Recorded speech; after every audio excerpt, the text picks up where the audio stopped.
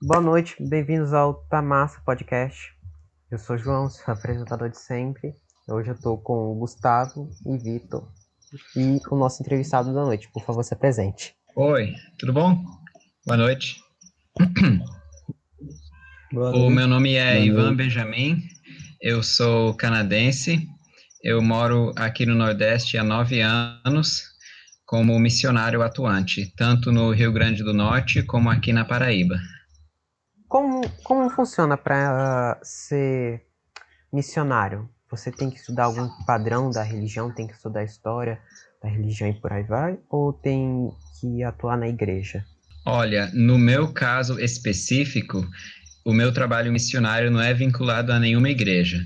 Eu sei que a maioria são, inclusive tem algumas religiões, como os Mormons, em que o trabalho missionário é obrigatório por alguns anos, aí depois a pessoa volta à sua vida normal. No meu caso é diferente. No meu caso, eu já nasci dentro de uma família missionária. Então, meus pais são missionários, então foi um estilo de vida desde a minha nascença. Então, foi uma diferença muito grande, né? Ah, entendo. O que levou o senhor a querer vir morar aqui no Brasil? Na verdade, a primeira vez que eu vim morar aqui no Brasil, eu era criança. Eu tinha 11 anos de idade, quando eu vim com meus pais e fomos morar em São Paulo. Lá eles tinham um projeto social na segunda maior favela, que é Paraisópolis. E toda semana preparavam cestas básicas e também davam outros apoios com arte e outras formas de apoiar mais nas famílias e crianças, né? Então isso já é desde a minha infância.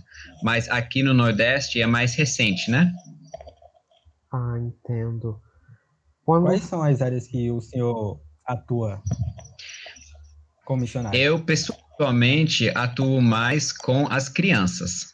Então, isto pode significar várias coisas. Por exemplo, também temos a parte social, que no caso isso é preparar cestas básicas. Por exemplo, quando é época de Páscoa, o Dia das Crianças, a gente também faz outras atividades com brinquedos, ou então eu também faço escultura de balões e também fazemos pintura de rosto. E também temos um teatro de fantoches. Então, temos esses bonecos gigantes que a gente também conta histórias educativas para as crianças. Então, eles amam qualquer coisa para chamar atenção. Benjamin, como você se sente sendo missionário na África? Eu tive um papo com aquela sua amiga, agora há pouco, ela falou muito bem do Senhor, como funcionava o seu trabalho. Eu queria que o senhor explicasse como é agir numa situação, em uma área que tem extrema pobreza, falta de investimento, falta de saneamento e por aí vai. Olha, a experiência que eu tenho na África é de dois países. Um que é na África do Sul, que é uma realidade, ao meu ver, um pouco parecida com São Paulo, porque São Paulo é uma cidade muito grande. E a gente sabe que São Paulo é rico, mas também sabemos que São Paulo tem muita pobreza. Então, tem uma diferença muito grande entre os ricos e os pobres. E o que eu vi na África do Sul, que foi especificamente na cidade de Joanesburgo. Joanesburgo também é uma cidade rica. Para você ter uma ideia, tem um cassino gigante em Joanesburgo, com pessoas que jogam fora milhares de dólares só por diversão. Então, tem muitos ricos lá. Mas também tem a extrema pobreza, como você falou agora há pouco. Então, quando você vê esses contrastes, então isso com certeza mexe com você, porque isso é aparentemente uma das coisas mais injustas que tem. Como que alguém vai jogar fora tanto dinheiro num jogo, sendo que do seu lado tem uma família que está morrendo de fome? Mas a gente sabe que isso é a realidade da humanidade, né? Foi um choque cultural assim tão grande para você quando você foi para a África? Com certeza. Na verdade, o que eu mais vi na África do Sul é as diferenças entre culturas. Por exemplo, aqui no Brasil, as culturas são mais mescladas.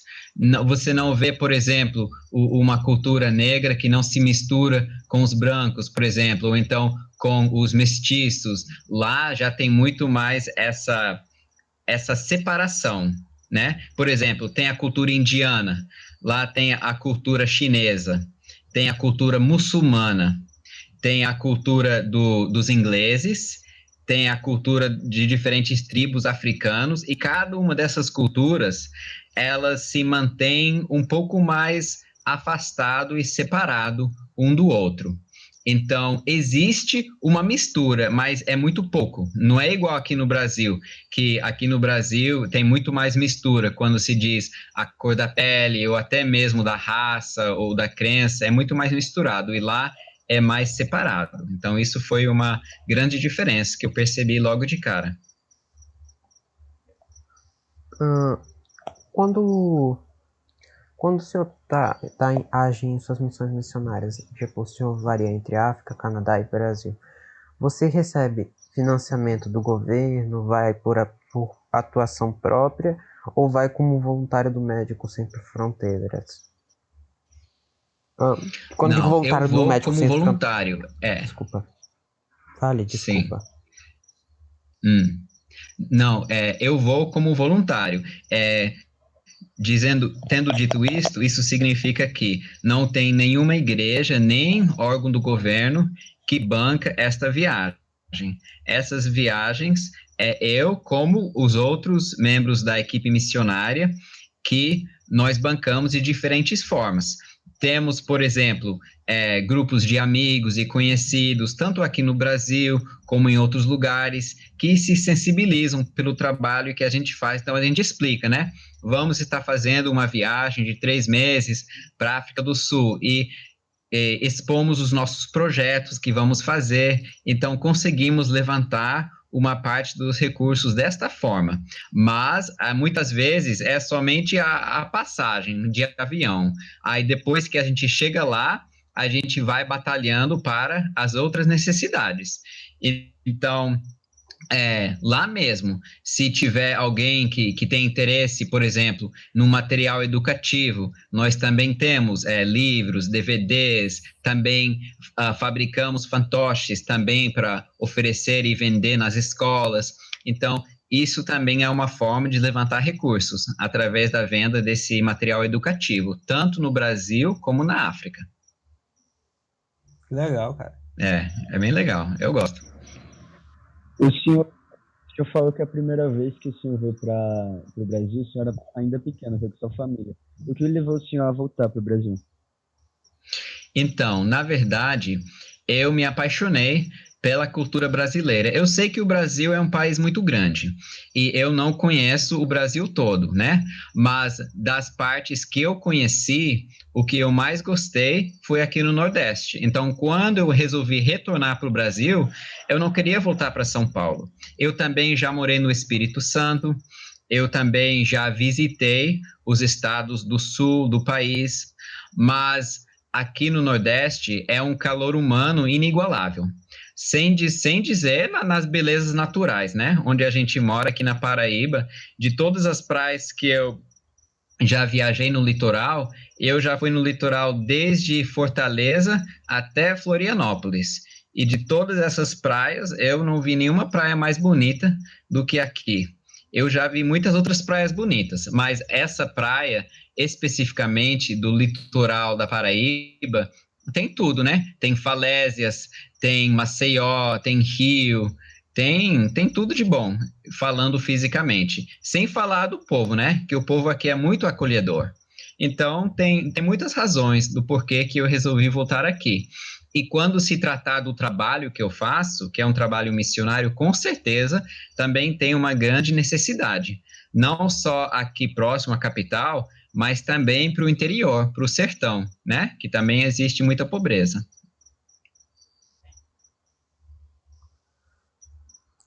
Ah, o senhor vê uma grande diferença, tipo, por exemplo, como o senhor tinha falado antes, lá entre o Canadá, o Brasil e a África, o senhor, quando você transita entre esses lugares, países, você sente uma mudança de costume, uma mudança de regional e por aí vai.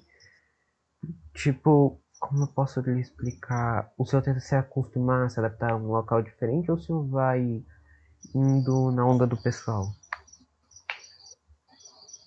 Olha, cada local que eu vou observando e vendo como que as pessoas se comportam. Porque eu sei que algo normal para mim, talvez vai ser ofensivo para eles. Como, por exemplo, tem muitos países africanos que a maior parte da população é muçulmano. E eu não sou muçulmano, mas tampouco quero ofender quem é. Então, eles podem ter alguns hábitos de comportamento, ou então de quando você vai falar com alguém, ou como você olha, ou então se você dá um aperto de mão, ou então se você abraça, todas essas pequenas coisas, para nós, isso é algo normal que a gente faz sem pensar.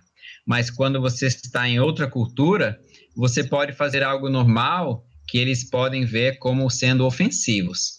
Então, o que eu procuro fazer é observar bem quando eu estou entrando num país novo, alguma área nova, e também ser humilde. Tem coisas que eu não sei, aí eu explico. Ah, eu não sei, como é que eu falo, como é que eu faço agora?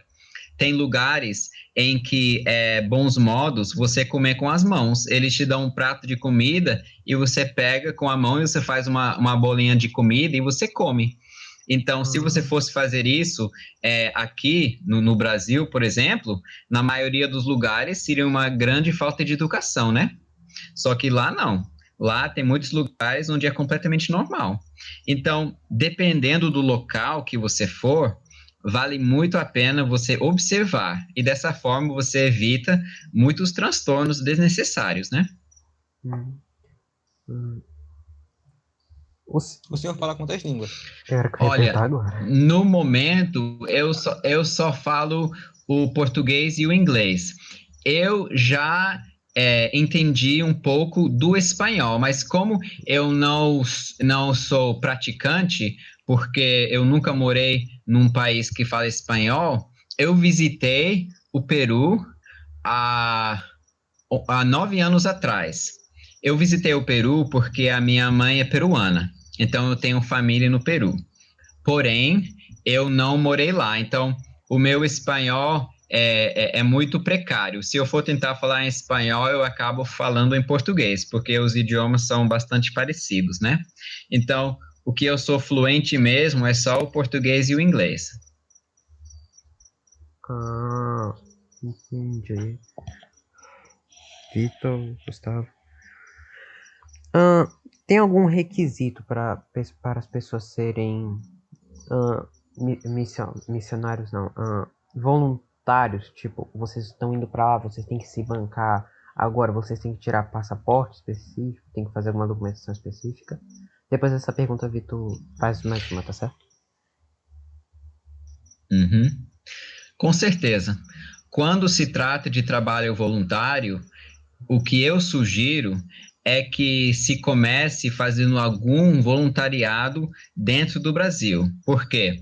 Porque aí não tem essas preocupações com passaporte, nem com outras burocracias, ou então, se for de menor, aí também tem que ter toda a autorização dos pais, se eles não estiverem indo junto. Então, tem algumas burocracias que são normal quando você vai sair do país. Mas quando você está dentro do Brasil, aí facilita muito. E graças a Deus, moramos num país muito grande. Então, tem muitos lugares aqui no Brasil mesmo que a gente não conhece, que tem muitas necessidades. Então, se você começa com um voluntariado aqui dentro do Brasil, então você já vai criando um gostinho. Se você gostou da experiência, aí sim você pode planejar uma futura viagem voluntária para fora do país. Isso é o que eu sugiro.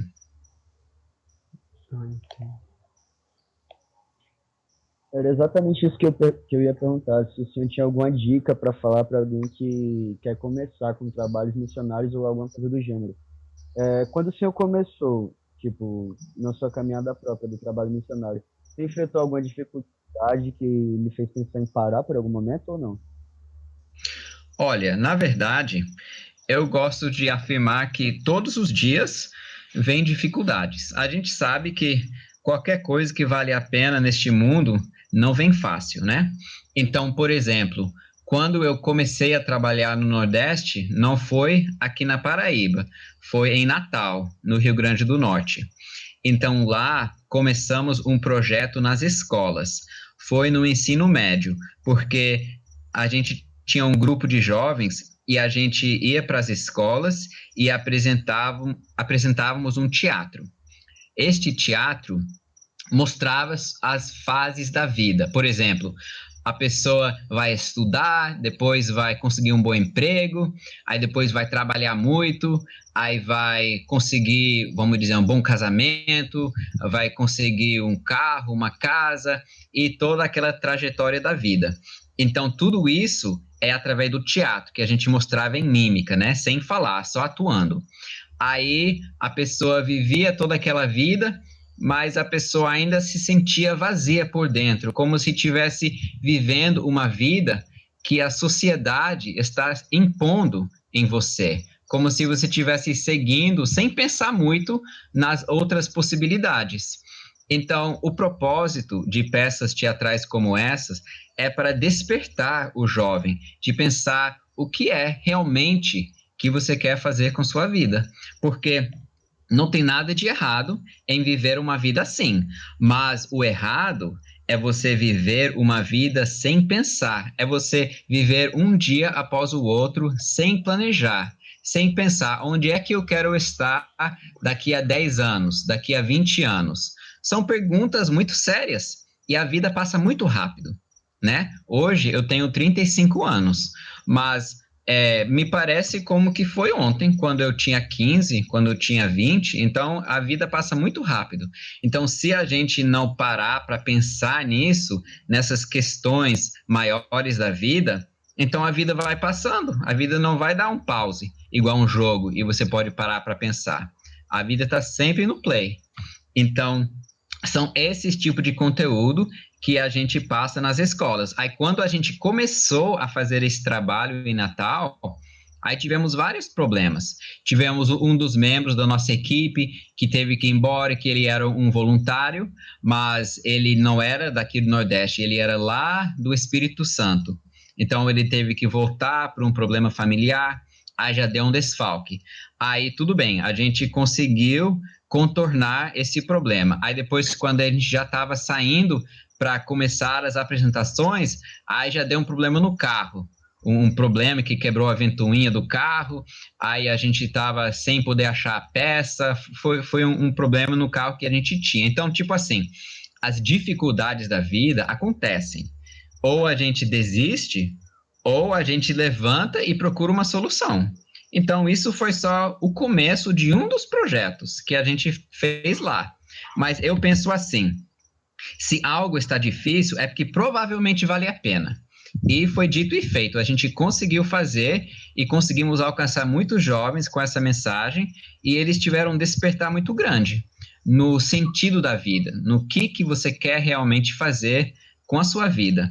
Então, a gente fez isso, graças a Deus foi um sucesso, mas não foi sem os teus empecilhos, né? Como tudo. Foi uma boa mensagem, mas o senhor falou de dificuldade. Falando de dificuldade, como está sendo agora esse seu trabalho em meio à pandemia? Então, em meio à pandemia, o que deu uma parada no momento foi mais as nossas viagens internacionais. Por exemplo, no ano passado, estávamos com uma viagem programada para retornar à África, mas tivemos que cancelar por conta das restrições de viagem internacional, né?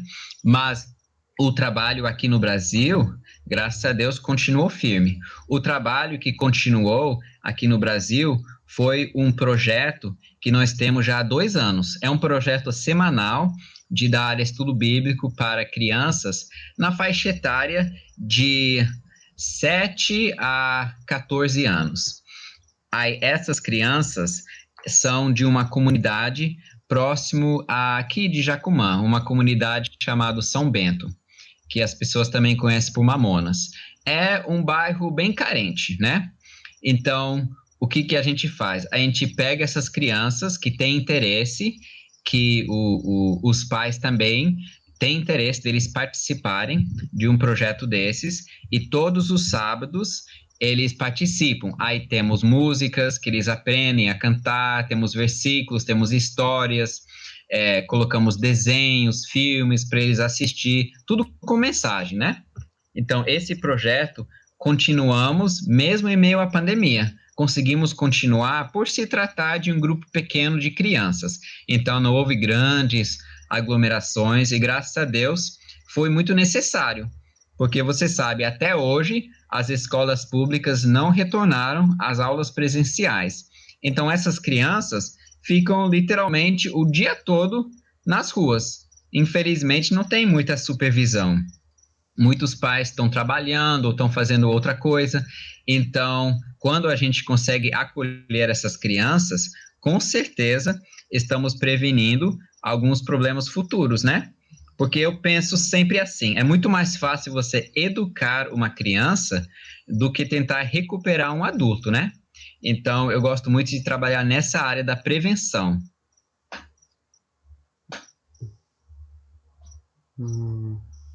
Deixa eu ver aqui.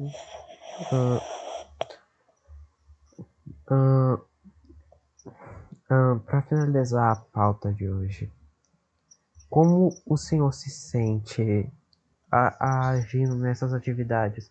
Como é de repente estar numa situação de bem-estar agora? Aqui o senhor tá na sua casa, discussão, aí vai lá para essa situação em que, desculpa, eu tô um pouco nervoso.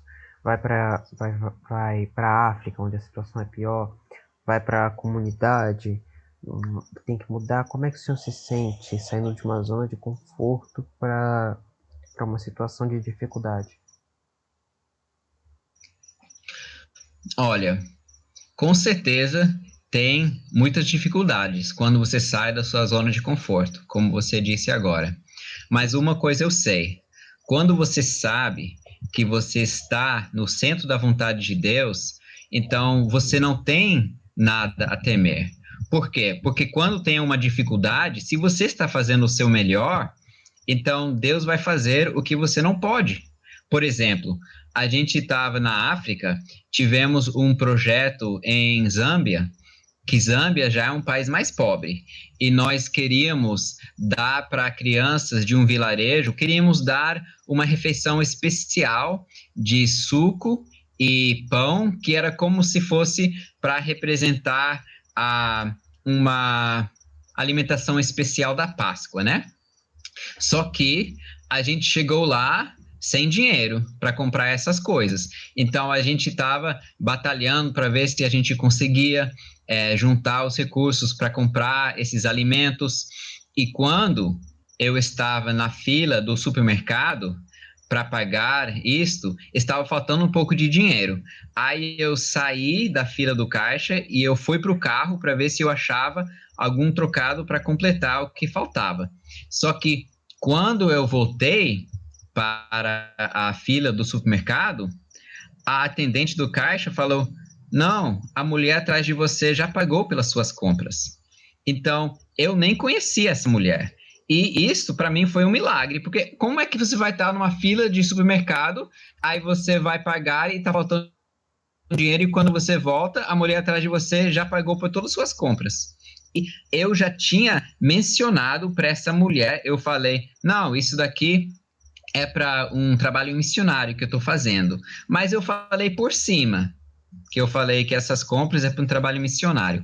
Mas eu não pedi ajuda para ela e eu nem expliquei em detalhes o que eu estava fazendo. Então, eu vejo numa situação dessas que foi a mão de Deus, que foi Deus que tocou o coração dessa mulher e ela quis pagar as compras, e não foi pouca coisa, daria mais de R$200 o lanche que a gente queria fazer, porque eram muitas crianças, né?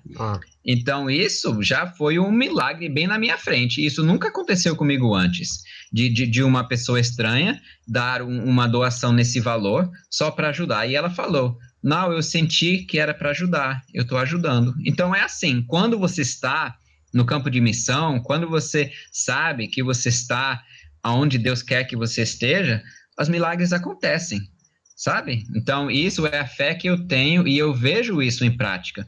Então, quando você vivencia isso, você não tem mais tanto medo nem temor, porque você sabe que você está onde você tem que estar e Deus vai cuidar de todas as necessidades. Então, eu já vivenciei muitas situações assim.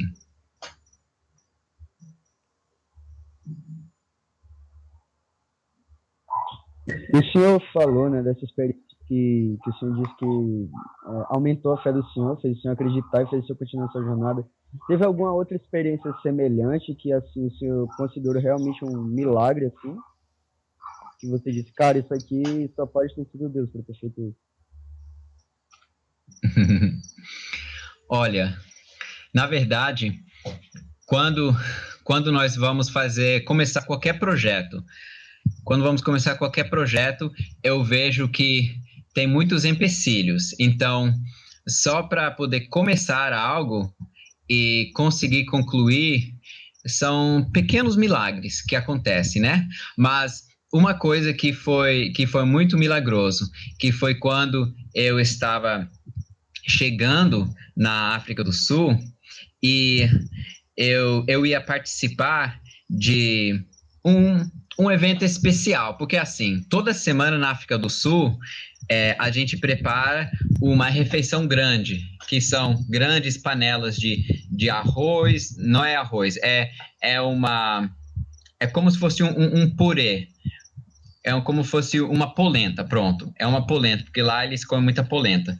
É uma polenta e uma mistura que é como se fosse frango com legumes. Aí a gente prepara essas duas panelonas de comida e depois levamos para um grupo de crianças que moram numa favela ali bem pobre mesmo, que são filhos de imigrantes.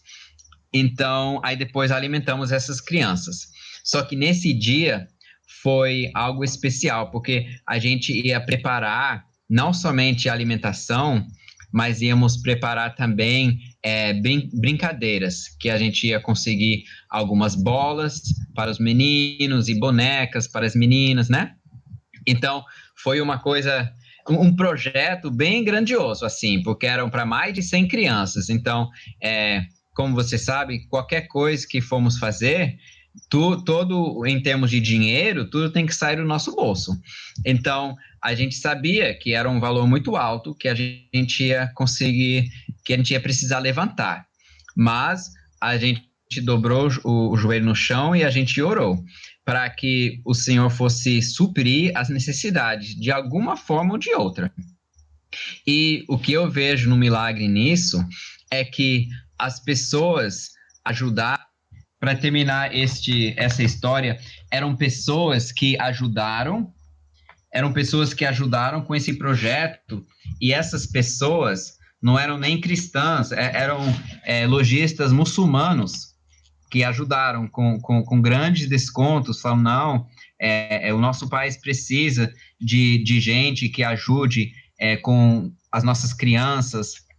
Então, quando eu vejo alguém querendo ajudar, mesmo que não é da sua mesma crença, isso para mim é um milagre, né?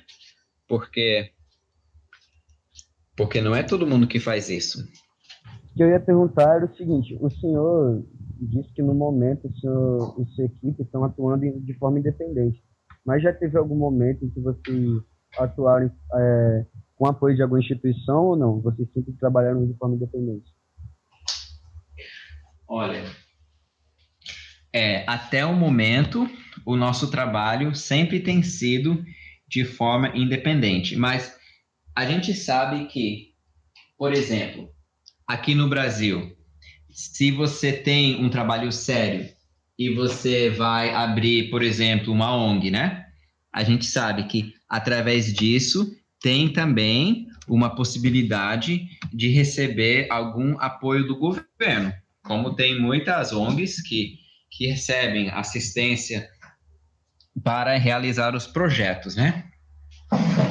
Sendo assim, como o nosso trabalho aqui no Brasil também é um trabalho sério, é um trabalho regular, já tem 2 anos que a gente faz esse projeto aqui próximo de forma regular, mas é um trabalho sério, então nós já estamos nos trâmites para podermos finalizar a papelada para a gente poder ter essa ONG já registrado com o CNPJ e desta forma vamos ver como que Deus guia, porque nós não vamos deixar de fazer um projeto por falta de verba do governo, mas se tem uma possibilidade de podermos alcançar mais pessoas ou abrir novos projetos por conta disso, então com certeza toda ajuda é muito bem-vinda.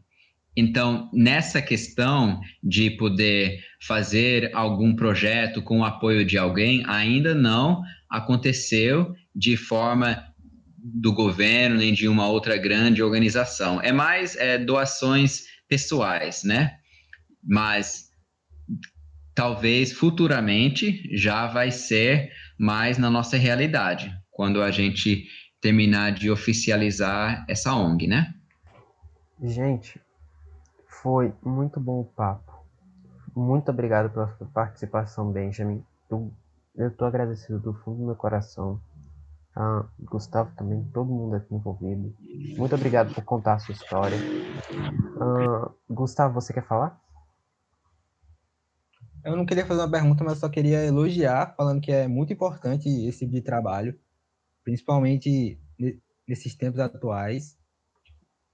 E também você trabalha com outras pessoas com diferentes culturas, crenças, raças, etc. É muito legal o seu trabalho.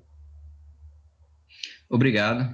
Eu, pessoalmente, aprecio muito quando você consegue viajar para outro país como um missionário, porque quando você vai viajar para realizar algum projeto social, ou então de alguma outra forma, você está se entrosando com a cultura local. Então, você consegue ter uma proximidade muito maior com as pessoas do que apenas vendo de longe como turista. Então, nas minhas viagens, eu fui muito abençoado com isso. E faz toda a diferença você poder viajar e poder ajudar as pessoas também, de alguma forma. Eu gosto muito. Para finalizar, vocês têm alguma sede física aqui na Paraíba?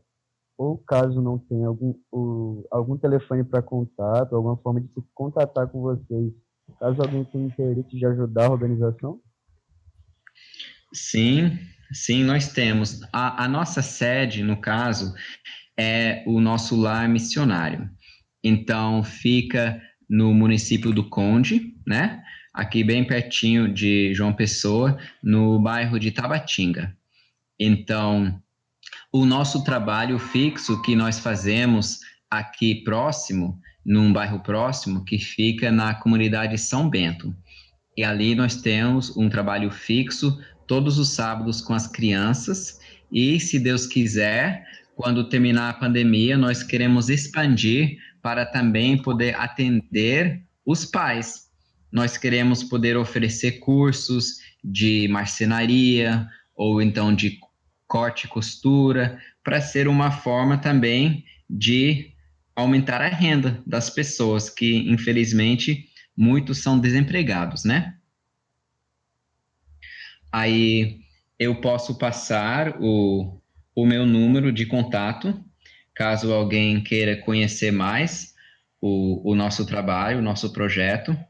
Nós também temos página no Instagram, então tudo isso eu posso estar passando para vocês. A gente finaliza aqui. Muito obrigado se você assistiu até aqui. Se você gostou, compartilha. Os links das redes sociais vão estar na descrição do vídeo. E agradecemos a sua participação e valeu, falou.